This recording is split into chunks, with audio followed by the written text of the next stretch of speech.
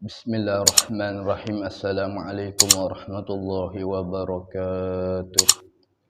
Alhamdulillah wassalatu wassalamu ala Rasulillah wa ala alihi wa ashabihi wa man walah, amma ba'du. Alhamdulillah, bersyukur kepada Allah Subhanahu wa taala, kita masih dihidupkan oleh Allah Subhanahu wa taala untuk taat kepada Allah dan beribadah kepada Allah Subhanahu wa taala, untuk memuji kekasih kita Nabi Muhammad sallallahu alaihi wasallam.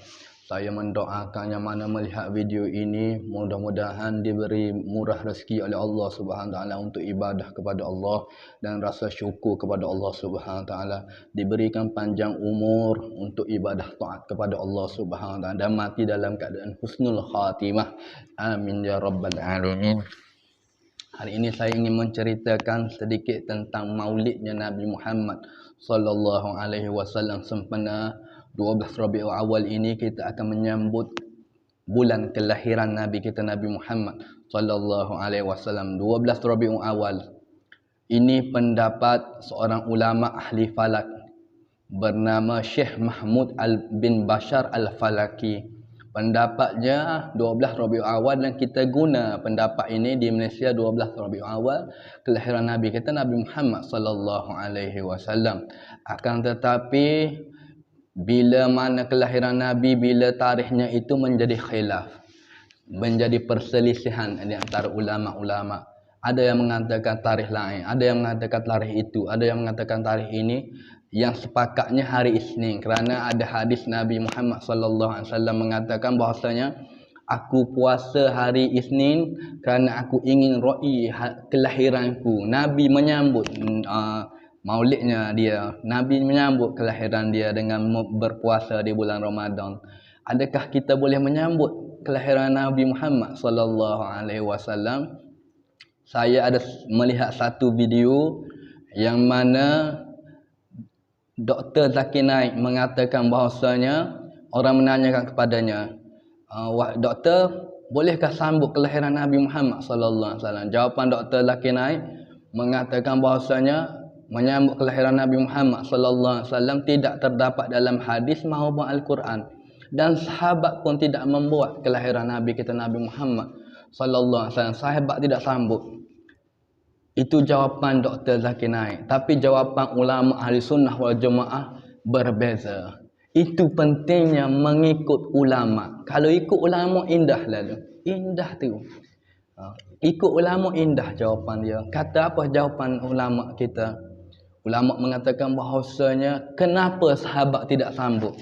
Kerana sahabat tu dapat tengok Nabi, makan bersama Nabi, solat bersama Nabi, perang bersama Nabi dan sebagainya. Kerana apa? Kerana sahabat sudah melihat Nabi, duduk bersama Nabi. Sahabat kalau tak sambut maulid pun dia ingat kepada Nabi Muhammad sallallahu alaihi wasallam. Akan tetapi lama kelamaan orang lupa kepada Nabi, orang lupa kepada Nabi. Ketika mana tak silap 500 Hijriah, raja dari Iraq atau Iran bernama Raja Abdul Malik, dia sambut maulid Nabi. Dia kata macam mana? Umat akhir zaman ni, umat hari ini lupa kepada Nabi. Jadi dia buat majlis maulid Nabi. Dia mula-mula yang buat majlis maulid Nabi dan menyambut majlis maulid Nabi kita Nabi Muhammad sallallahu alaihi wasallam. Jadi boleh ke sambut majlis maulid? Ramai tertanya-tanya bahasanya, setengah kata bid'ah, setengah kata tak boleh, ada yang kata boleh. Menyambut, kata ulama, menyambut majlis maulid Nabi ni hukumnya mubah. Sebab tak ada suruhan, tiada larangan. Lepas tu mana yang mendatangkan pahala? Ketika mana kita isi dengan majlis tu salawat kepada Nabi, membaca manakib-manakib Nabi, membaca manakib-manakib orang soleh.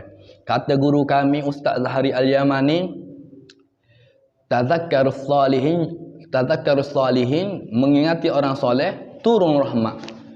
Turun rahmat kepada orang tu. Kita baca kitab siapa? Imam Asy-Syafi'i, Syekh Abdul Qadir Al-Jalani. Kita baca manakib siapa? Said Ahmad Ar-Rifai. Kita baca Said Abu Hasan Asyazili. Kita baca Syekh Bahauddin Naqsyabandi. Kita baca kitab Said Ahmad bin Idris Al-Hasani. Kita baca kitab dan sebagainya, mengingati orang-orang soleh, turun rahmat. Bagaimana dengan kita buat majlis mengingati Nabi kita Nabi Muhammad sallallahu alaihi wasallam. Wa huwa imamus salih, wa huwa imamut tauhid, wa huwa imam, dia imam orang soleh, dia imam orang yang bertakwa, dia imam orang ahli fikih, dia imam tasawuf, dia imam dan sebagainya. Nabi kita Nabi Muhammad sallallahu alaihi wasallam imam segala-galanya. Kalau ada orang soleh atas dunia, Nabi Muhammad lebih soleh lagi daripada dia. Kalau ada orang alim atas dunia, Nabi Muhammad lebih alim lagi daripada dia. Kalau ada orang yang suci, orang yang sufi, Nabi Muhammad lebih sufi lagi daripada dia. Menyambut kelahiran Nabi Muhammad sallallahu alaihi wasallam.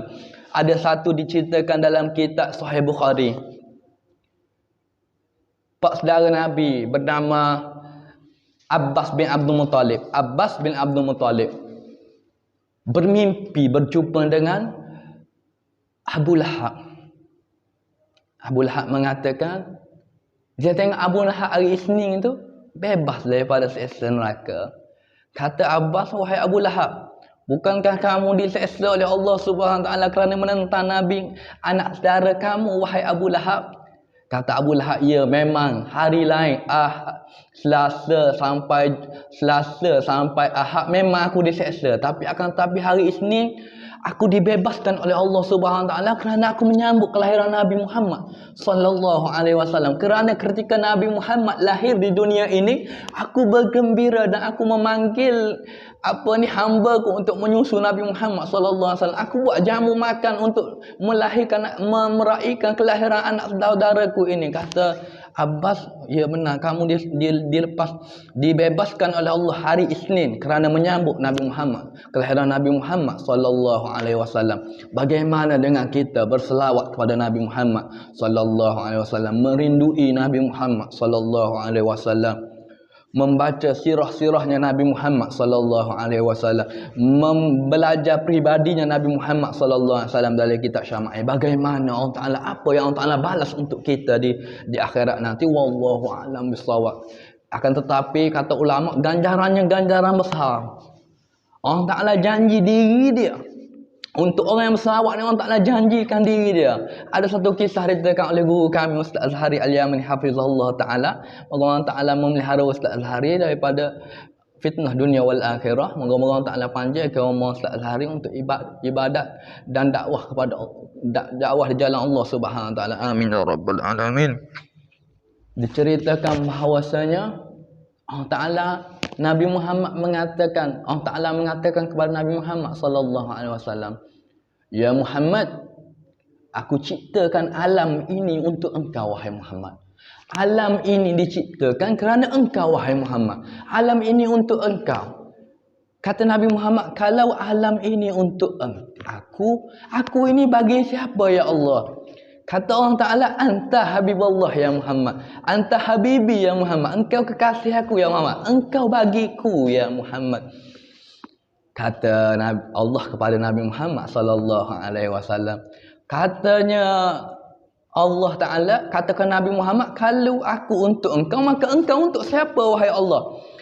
Kata Allah Ta'ala, ana liman yusalli alaika ya Muhammad, aku bagi orang yang berselawat kepada engkau wahai Muhammad. Allah Ta'ala tak janjikan syurga untuk orang selawat. Allah Ta'ala tak janjikan panjang umur untuk orang selawat. Allah Ta'ala tak janjikan rezeki yang lancar untuk orang selawat. Akan tapi Allah Ta'ala janjikan dirinya untuk orang yang berselawat kepada kekasihnya Nabi Muhammad sallallahu alaihi wasallam. Itu besarnya selawat kepada Nabi Muhammad sallallahu alaihi wasallam. Kita bukan sambut majlis Maulid Nabi dengan majlis laga. Kita bukan sambut majlis Maulid Nabi dengan maksiat. Akan tapi kita sambut dengan majlis Maulid Nabi memperingati kelahiran Nabi,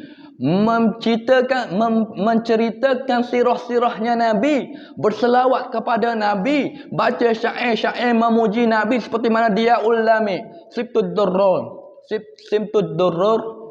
dan juga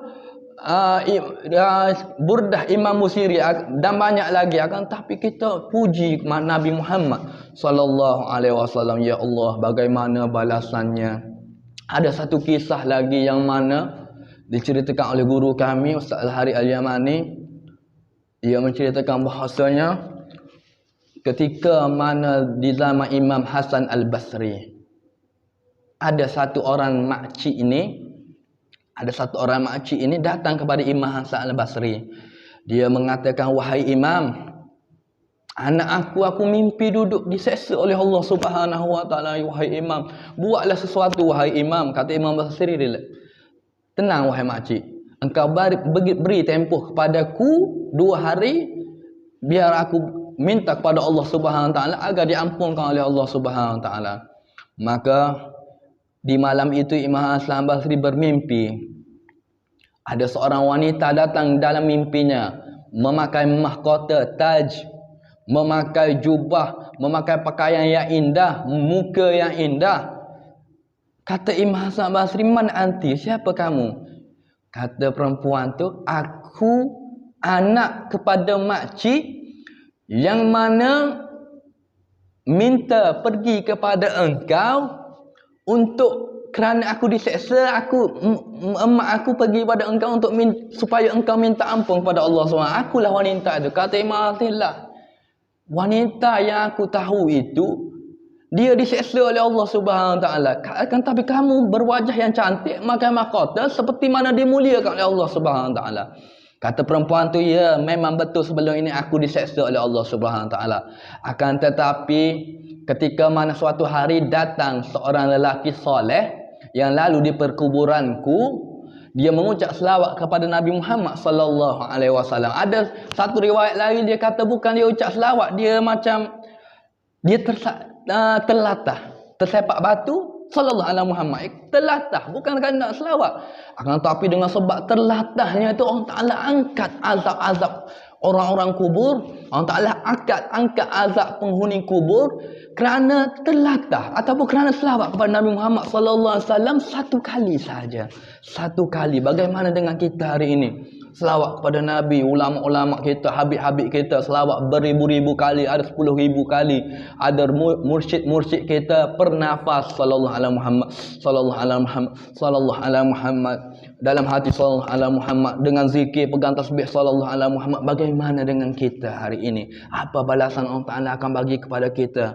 Tak terjangkau, wala khatarin ala qalbil bashar, tidak terlintas di hati manusia apa yang Allah Taala sediakan kepada kita yang selawat kepada kekasih kita Nabi Muhammad sallallahu alaihi wasallam. Jadi sambutlah Maulid. Tak caralah golongan-golongan yang mana anti Maulid itu, benda tu lekat celah gigi je.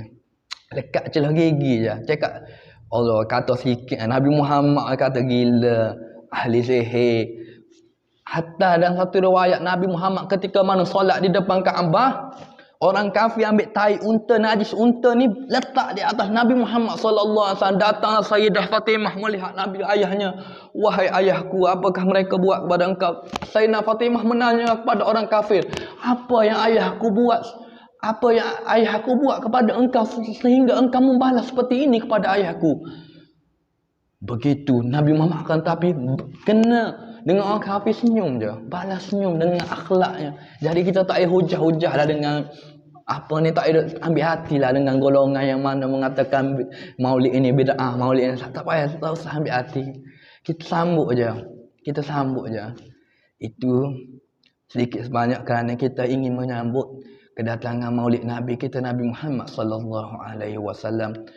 Apa yang salah sila tegur saya. Saya pun bukannya orang, saya hanya orang awam, cuma ingin menjelaskan kekeliruan apa yang saya belajar daripada guru-guru saya. Ada jawapan yang mana guru-guru saya memberi jawapan, saya ingin kongsi ilmu ini, manfaatkan ilmu ini.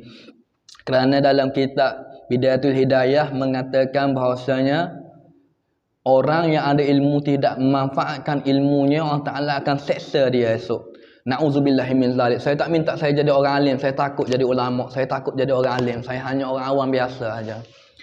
Dan ingin mengkongsi kepada teman-teman saya yang melihat video ini supaya mendapat manfaat bersama-sama. InsyaAllah kita semua dimuliakan oleh Allah Subhanahu Wa Taala, dikumpulkan bersama Nabi Muhammad sallallahu alaihi wasallam di syurga Firdaus nanti. Amin ya rabbal alamin. Saya minta maaf sekali lagi. Wa afwa minkum, hadza minni. Thumma assalamu alaikum warahmatullahi wabarakatuh.